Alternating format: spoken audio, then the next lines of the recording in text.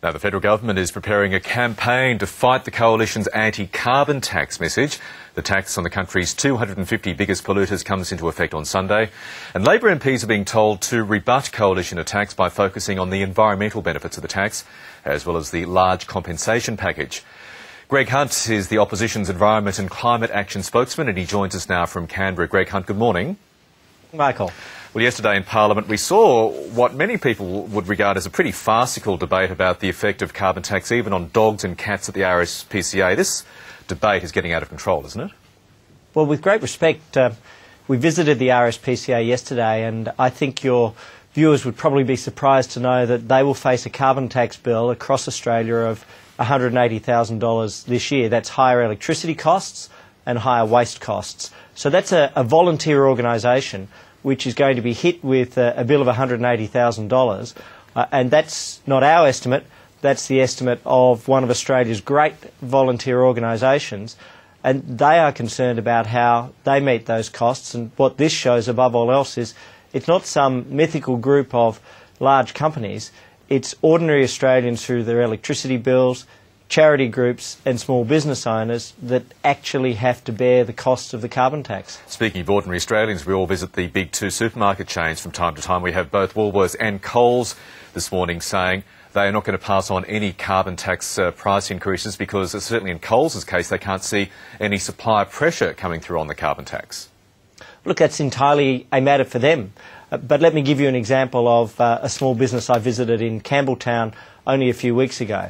Stockade Pies in Campbelltown, where Simon, the owner, works everything out in terms of the number of hours and the number of pies that have to be worked and made respectively. His analysis was that the carbon tax means for him an extra 8,000 pies he has to sell to deal with his electricity costs and other costs that will go up. In New South Wales, electricity will go up by 18%, 9% of which is the carbon tax. For many small businesses on currently low tariff rates, their percentage rise will be even higher.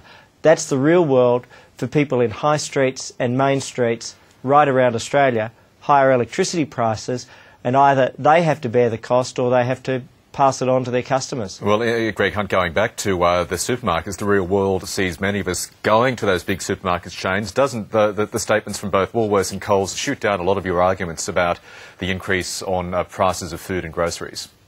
Well, with great respect, no. Firstly, they're pretty explicit about the lack of carbon tax price increases come Sunday. What we see is this, that the Energy Users Association of Australia said that the carbon tax in New South Wales alone, because we're using the explicit figures they gave, would add $544 a year to electricity and gas bills on average across that state. What does that mean? It means the moment you leave your door, all of the money that the government might provide has already been used up. So if you're taking public transport, there'll be additional costs. If you are going to the baker, if you're going to the butcher, if you're going to any number of businesses, there'll be additional costs. And if you go to the tip, there'll be significant additional costs. And that's at the starting price of $23. But what is unique about this is it rises to $37 by 2020, and it multiplies almost 15-fold to $350 by 2050. In other words, it's a massive increase that will continue year after year after year. That's the deep problem with this. It's an electricity and gas tax, and it's paid by mums and dads and small business owners. Well, a lot of those bakers and butchers you referred to would have got those coalition flyers distributed in recent days. Are you worried? Yeah. Well, are you worried that if they put those flyers up and seek to increase prices because of what they say is the effect of the carbon tax, they will be exposed to fines from the ACCC of more than $1 million? No, this was an attempt by the government to intimidate small businesses, and the ACCC has made a statement that the flyer was not a problem. It was not an issue, because what we did is we quoted Treasury's own figures. We quoted the government's figures that in year one, on day one, electricity prices will be expected to rise because of the carbon tax by approximately 10%.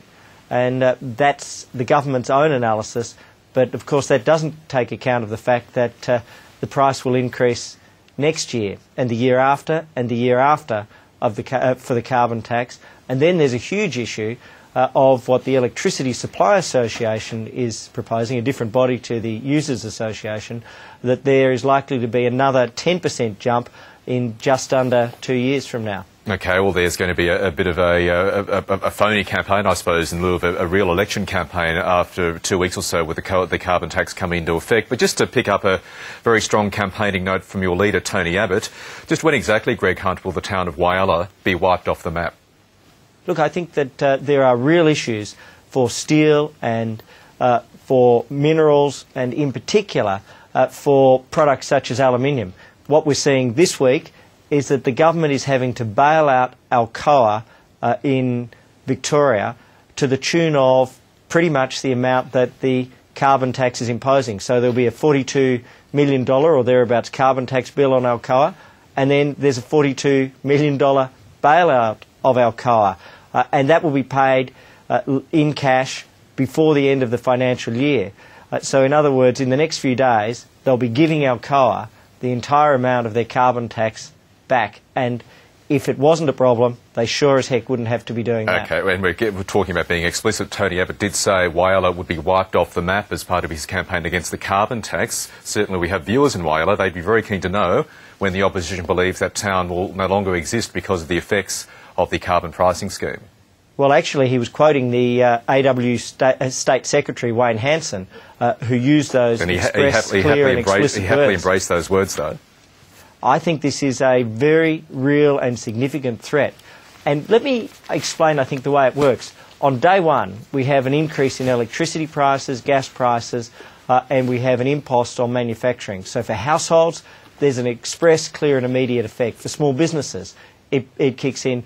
And for manufacturing firms, for smelting firms, for firms that make metal, there is an ever-increasing squeeze on the way in which they do business, which is precisely why there's had to be bailouts already for steel, for automaking, and for now we see aluminium. So it will get tighter and tighter, and it makes a bad situation a whole lot worse. Okay, Greg Hunt, the Coalition's Climate Action spokesman in Canberra, thank you very much for your time.